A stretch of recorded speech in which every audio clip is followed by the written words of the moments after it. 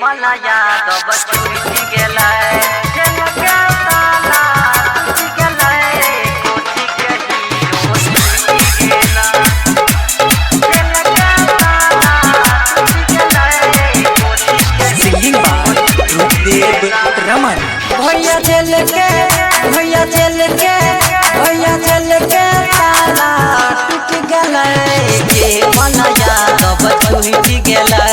जेल के ताला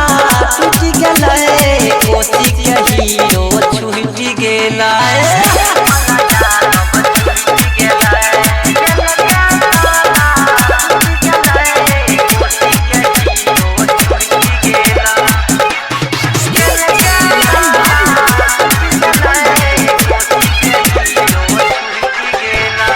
इलाका में योइले दीवाली सब युवा मोहनब खुशहाली इलाका में योइले दीवाली सब युवा मोहनब खुशहाली गड़गम बोला मच गेलै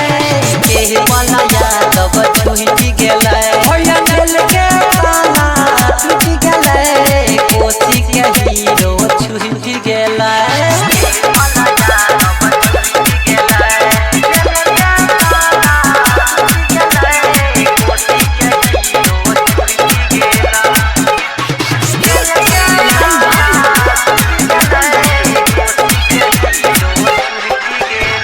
सतवादी के होई छै जीत हो पदे बड़ा मन गावै छ गीत हो सतवादी के होई छै जीत हो ओढ़ाई टाड़ा टाड़ा मन लिखल गीत हो भैया बाबू के मनमा खुश भेलै के मला यादव छूट गेलै जेल के ताला टूट गया के मला यादव छूट गया जेल के भैया जेल के ताला टूट गया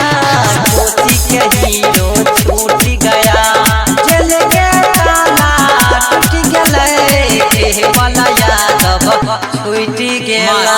रिकॉर्डिंग स्टूडियो संत कबीर चौक 70।